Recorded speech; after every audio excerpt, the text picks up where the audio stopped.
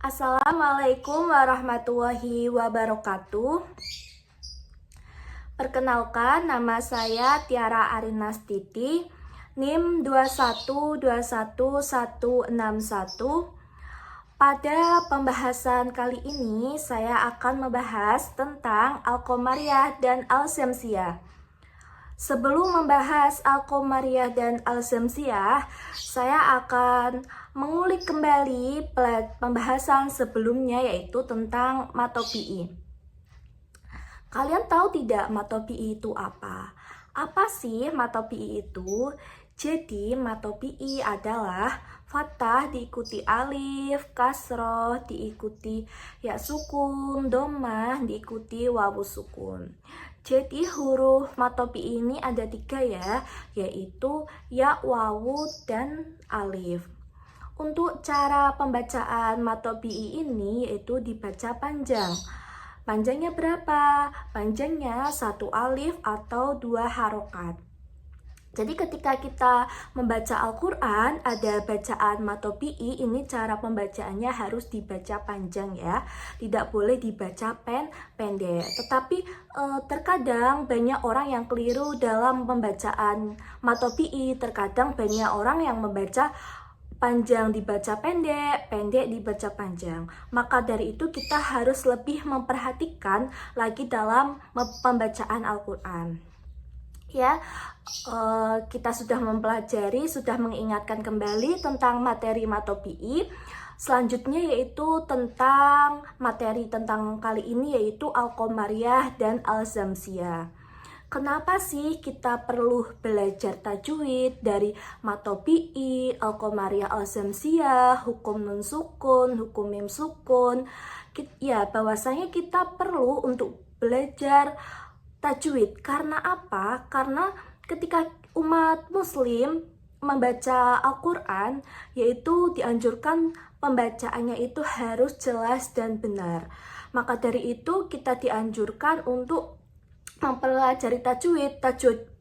Tajwid kita harus benar, bacaan kita harus benar, panjang pendek kita harus benar, dengung kita harus benar. Jadi umat muslim ini dianjurkan untuk selalu membaca Al-Quran ya.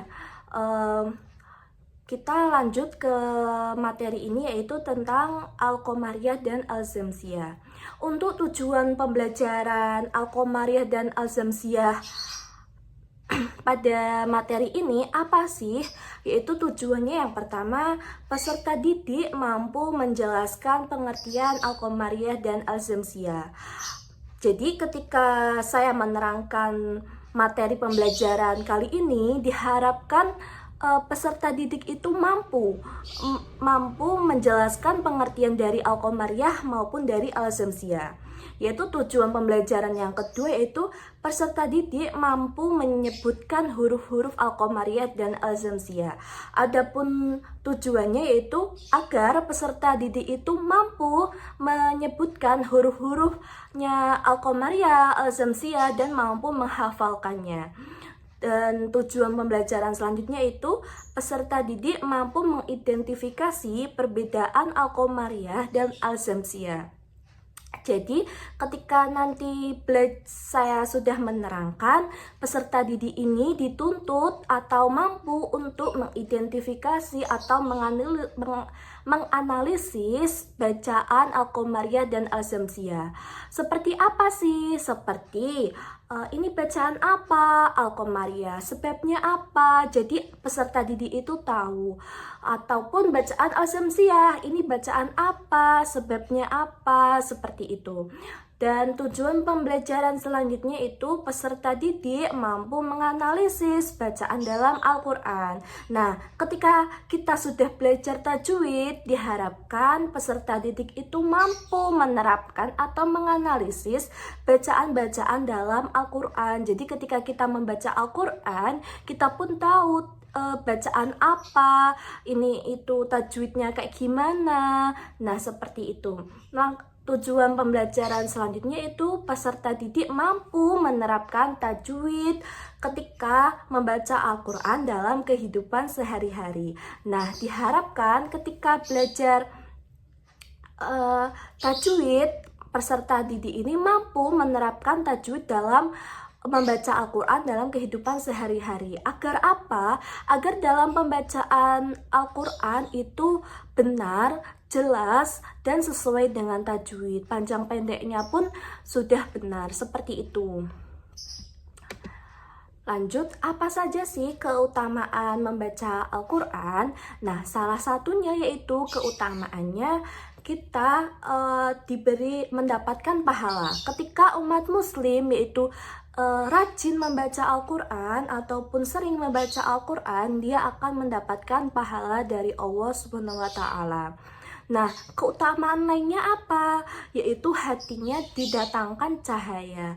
Ketika hati kita itu redup ataupun hati kita itu gelap, maka bacalah Al-Quran. Agar apa? Agar hati kita itu didatangkan cahaya. Cahaya supaya apa? Supaya kita itu tidak terjerumus hal-hal yang maksiat ataupun hal-hal yang tidak dianjurkan. Maka dari itu rajinlah untuk membaca Al-Quran. Adapun fungsi Al-Quran sebagai pedoman dan petunjuk ini terdapat dalam Quran Surat An-Nisa ayat 59 dan Quran Surat An-Nahl ayat 64.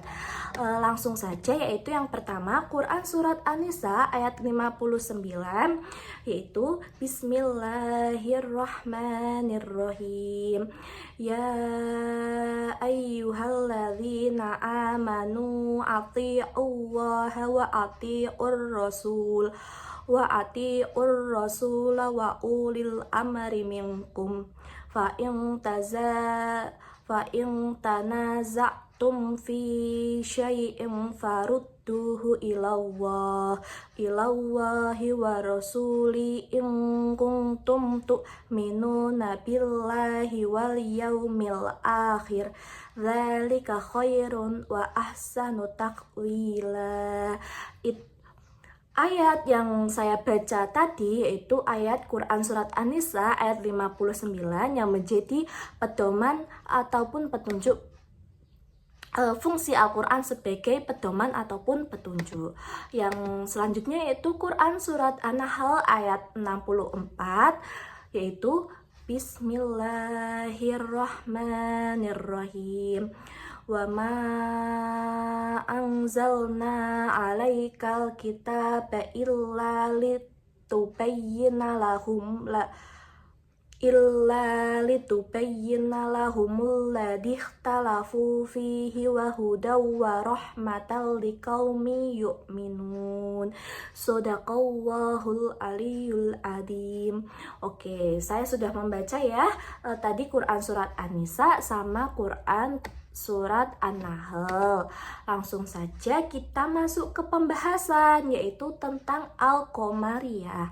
Apa sih Al-Qamariyah itu? Jadi Al-Qamariyah adalah alif lam qamariyah, merupakan alif lam yang berhadapan dengan salah satu huruf alif lam qamariyah. Alif lam ini dibaca jelas ataupun bisa dinamakan idhar, tidak melebur pada huruf yang ada di hadapannya. Jadi Al-Qamariyah ini ciri-cirinya alif lam. Jadi ketika ada alif sama lam itu bersukun.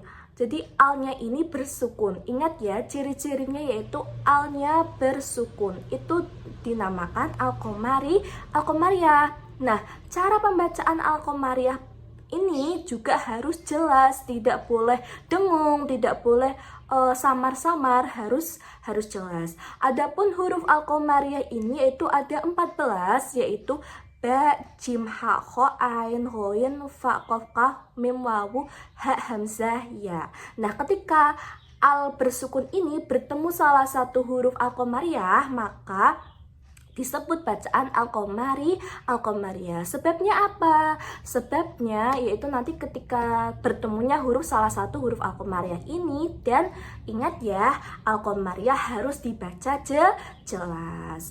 Oke, selanjutnya itu tentang alsemsia. Apa sih alsemsia itu? Alsemsia itu dibaca dengan memasukkan suara salah satu huruf dengan melepaskan suara alif lam. Pelafalan bacaan alif lam semsia disebut dengan idgham semsia. Nah, jadi kan tadi al-qamariyah itu kan alnya bersukun. Nah, kalau al-semsia ini alnya bertasjid. Jadi ciri-ciri dari al-semsia ini apabila ada alif lam bertasjid. Ada tasjidnya ya. Nah, huruf al-semsia ini ada 14, yaitu apa saja sih? Ta, sa, dal, dal, ro, za, sin, sin, sod, dot, to, do, lam, nun. Jadi tadi saya sudah menyebutkan ya, huruf-hurufnya al-qamariyah ada 14, al-semsia pun ada 14. Nah, bahwasanya kalian harus juga mengetahui apa perbedaan dari al-qamariyah dan al-semsia. Yang tadi al-qamariyah itu, jika al-qamariyah itu alnya bersukun, maka kalau al-semsia itu alnya bertasjid. Jadi kalian sudah paham ya, sudah mengetahui perbedaan dari al-qamariyah dan al-semsia.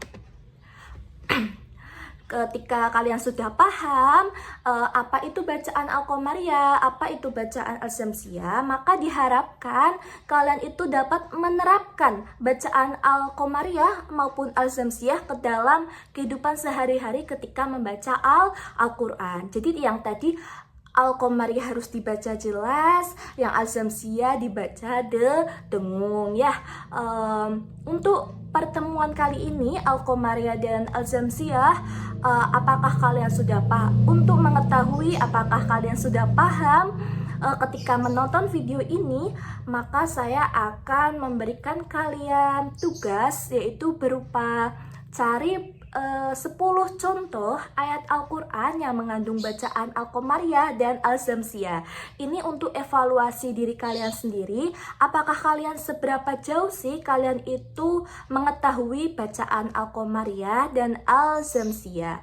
Ketika kalian sudah mengetahui, maka insya Allah cara membaca Al-Quran pun sudah benar ya. Jadi nanti ketika sudah menonton video ini, kalian terapkan ya, aplikasikan tadi evaluasinya, yaitu mencari 10 contoh ayat Al-Quran yang mengandung bacaan al-qamariyah dan al-semsia.